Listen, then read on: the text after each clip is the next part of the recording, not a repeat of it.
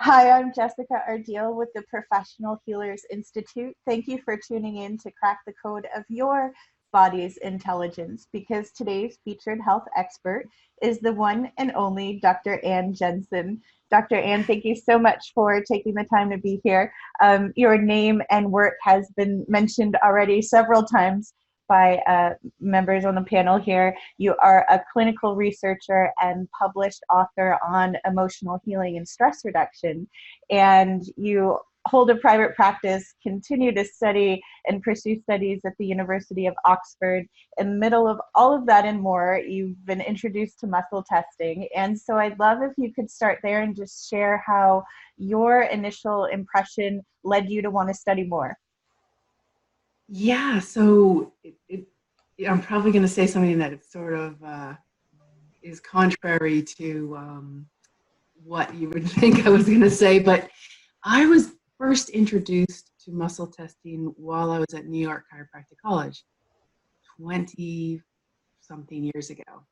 Uh, in chiropractic colleges, different clubs, and we had an AK club, an applied kinesiology. So I went along, and in the club meeting, they showed us all some muscle testing.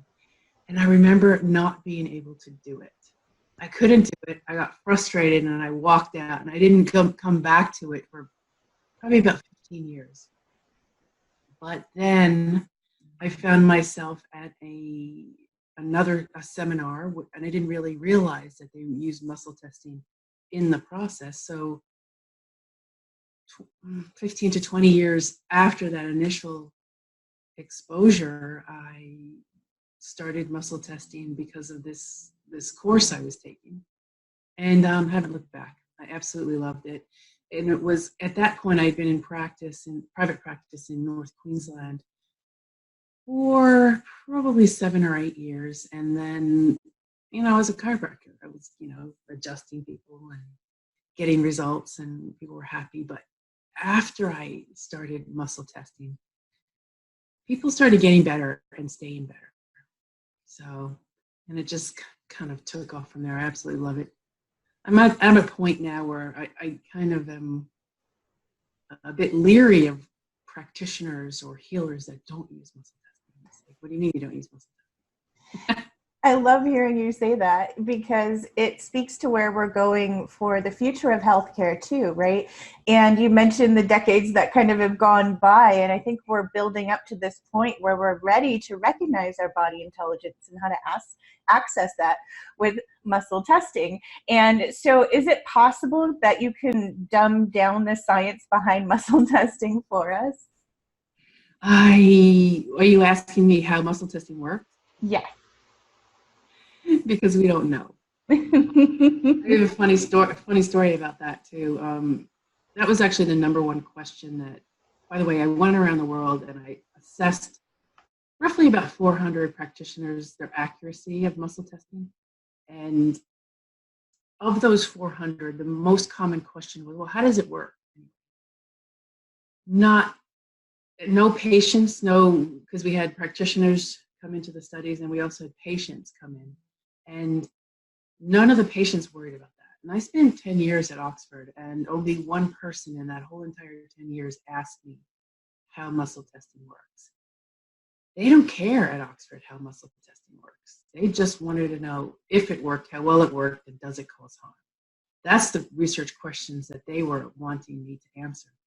And the only time someone asked me that was at my Viva, which is at the very end of my PhD, my DPhil at Oxford. And I had two examiners, an internal and external. And my internal examiner was Dr. Carl Hennigan, who is the director for the Center for Evidence-Based Medicine.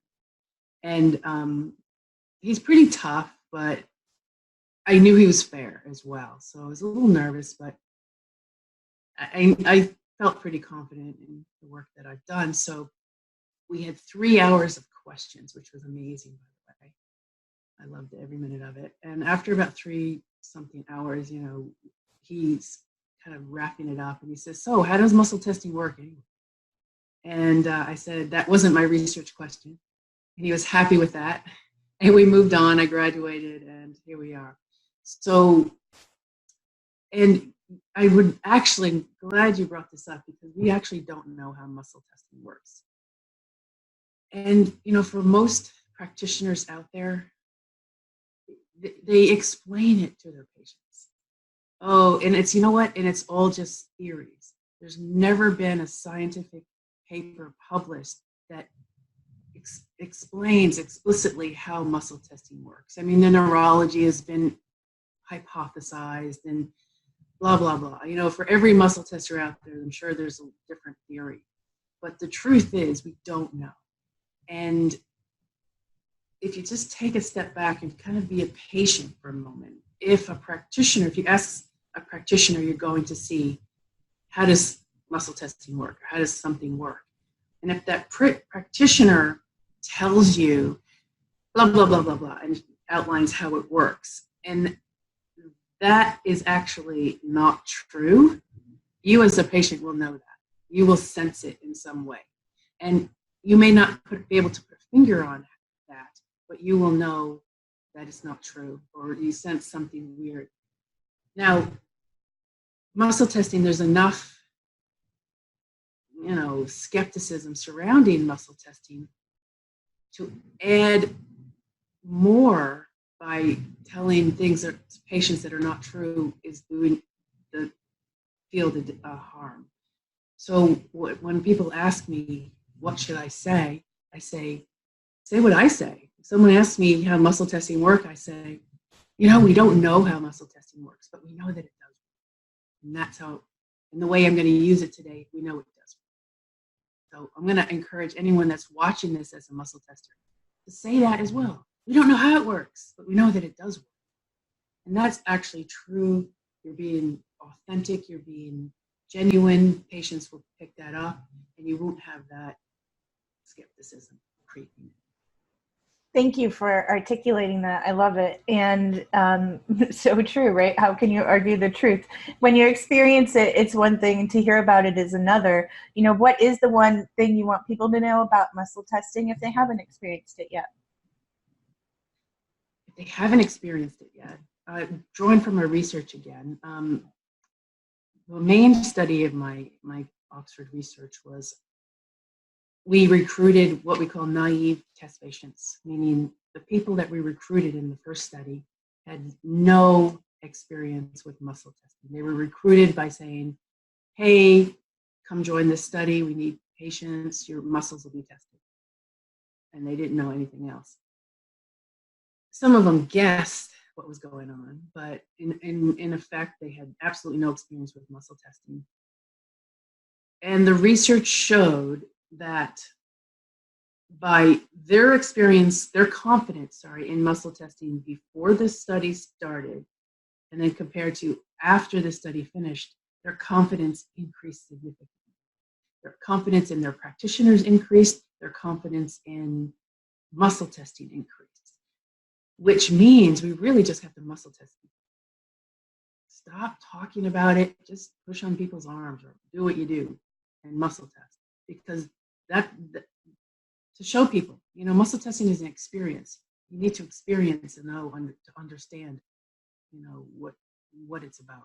So just muscle test. That's my message. Muscle test. Keep muscle testing. Muscle test yourself. Learn how to muscle test. Go to people that muscle test. What would you say the length of time somebody needs to become proficient in muscle testing? Is it just a felt sense where they're going to get comfortable if they're utilizing it on others? Right. So I've been teaching muscle testing since 2014, and obviously studying muscle testing for a lot more years before that. And then even more years before that in clinical practice. And drawing on again from my research showed that it doesn't matter how long you've been practicing, you can get the same level of accuracy. The amount of years of experience that you have has nothing to do with how accurate you can be. I've had people in my studies that were just learned how to muscle test 2 weeks before, and they got 80-something% correct. And then I had someone who was 30 plus years of experience, and they had 35% correct. So that if you're if you haven't started muscle testing, or if you're a new muscle tester, don't worry about how long, because you can be just as accurate as someone that's been doing it for a while. Now, we don't know what influences accuracy, but if I had to guess, I would say it's an open mind. It's being curious about the outcome, not thinking it's going to be that. In yoga, we call it a beginner's mind. So I would say be open and curious. And I think that's more contributes to how accurate you are. Also, what I found in my teaching of muscle testing, if you just have to trust in the muscle test. People that keep questioning, oh, did I get the right answer? Well, first of all, there is no right answer. We can muscle test now for something, and then we muscle test, 5-10 minutes, an hour tomorrow. We might get a completely different answer. So whatever result you get is what you get at the time. So stop second guessing yourself. Just trust that you're doing it. You trust that you're getting the information that you need. Are there any stories that come to mind that you really drive home the power of what muscle testing can access for our own awareness, and maybe not necessarily the muscle testing that did it, but how it accessed that energy potential? I'm sure there are, 20-something years of clinical experience, and I can't really, there's so many that how do you pick one? But I always say to people, hey, I wish you could be on the fly on my wall in my treatment rooms, because you can see some amazing changes in people. And I don't really focus on the impact that muscle testing has per se, but I more focus on the impact the treatment or the intervention has, like the heart speak has or the adjustment has. That's what I focus on. And speaking of that, getting out of our head and into our heart and starting to be able to navigate, right, all of the stress in daily life. And people really define health differently, I've found. So is there a way to navigate, is there room for health in today's world?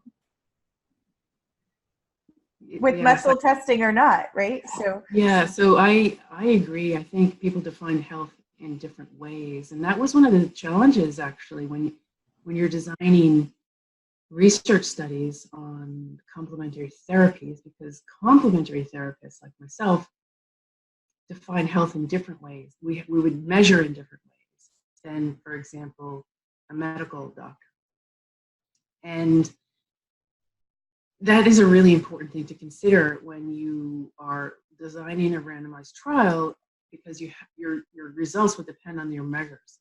You have to choose the right measures. So if you're not measuring the right things, your outcomes will be vague, and you might not be able to make any conclusions. But what I teach when I teach muscle testing is I teach that we're detecting stress. And even though the research I've done does not explicitly show that, which hopefully one day I will be able to show. I've got the study designed already, part in my head and part on paper. But if you take the approach that where muscle testing detects stress in your system, your mind, body, then you can use a muscle test to navigate your way through a session and come out with hopefully less stress at the end. Can you speak to HeartSpeak and share more about what your research has led you to share with us? Yes. Well, with HeartSpeak, first of all, the HeartSpeak movement, I like to call it, is a movement where we're teaching people or reminding people what it's like to feel. Feelings happen anyway, they're natural. So we might as well use them to our advantage, and instead of just suppressing and repressing them.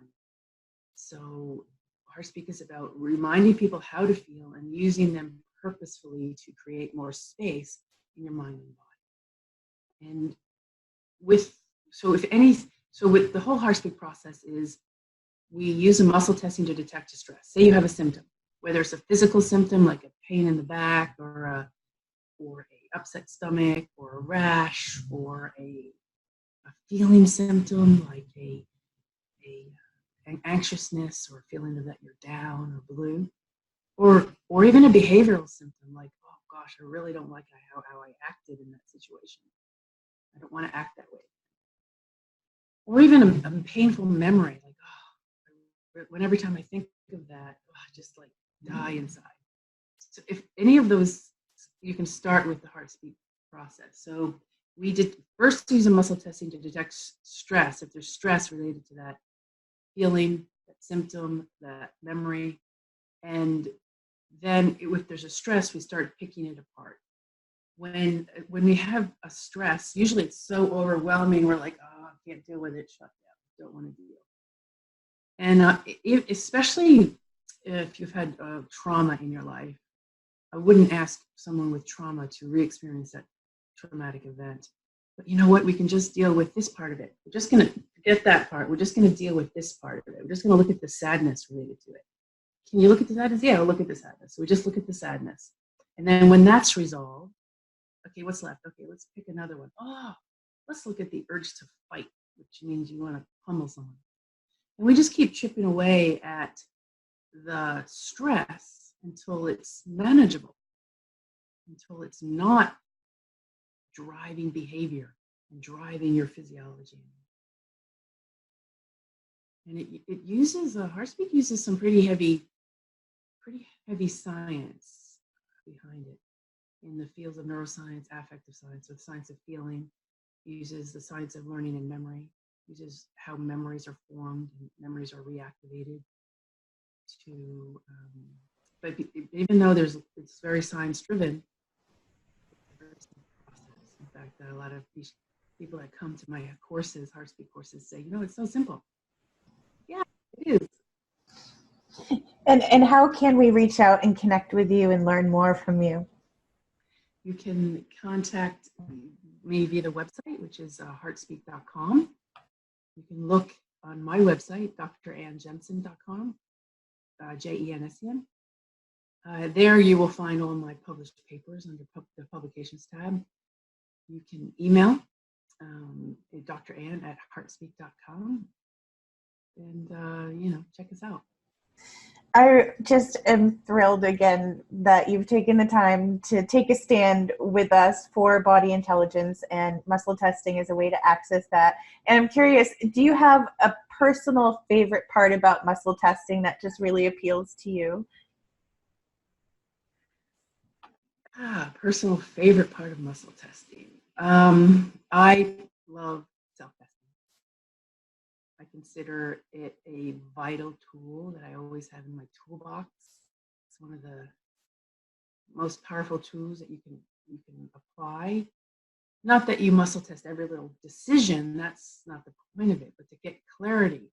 We go along our daily lives, and I personally have this thing, the belief that you should just know at each juncture, you should just know what to do.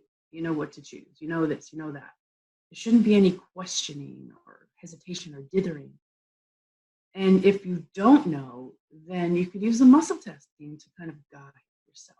Like, for instance, like what to eat for dinner if you're at a restaurant. You could muscle test which your mind, body, what main course does it want. Try that, and it's super fun. And want to do one real quick? Yes, please. Okay. This is one I'll give you two, actually. One that anyone can apply. So have you done any muscle testing yourself, Jess? Mm-hmm. Okay, great. So this is the one I give to skeptics because they don't really, you can't cheat on this one. So I'm going to ask you to say, Jess, out loud, as if you're announcing it. Say, my name is Jess, and then swallow, or Jessica, whatever you resonate with, and then swallow. My name is Jessica. Okay. And then say, my name is Gertrude, and then swallow. My name is Gertrude. What'd you notice? It was harder to swallow the second time. Yeah. And gulp it down. Yeah, I always say that you can't swallow a lie. So it's one way to do it. And a more subtle way than that. I mean, you only have so much saliva you know that we make, but try this one as well. Say is there, like, think of a decision that you're trying to make. Should I do this on the weekend or do that on the weekend? Right? Say your friends say, "Hey, come on, we're gonna go do this," but you really want to stay home and read it, right? Or something like that. You have something like that you're trying to decide.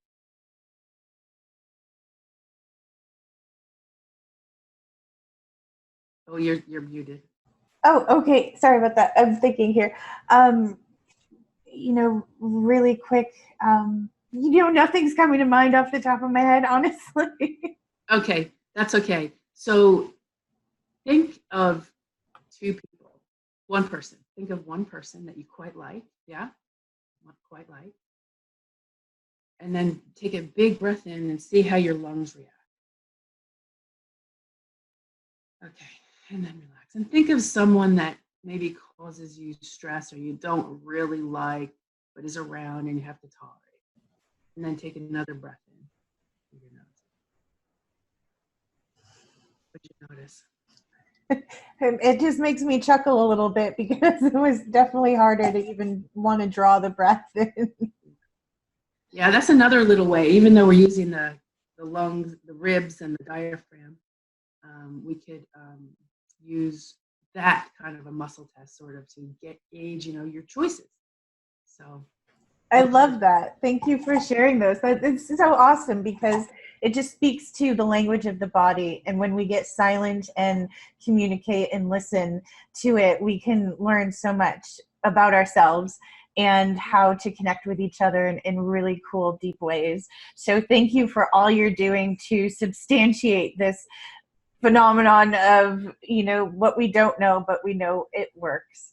And is there anything else you want to share before we go?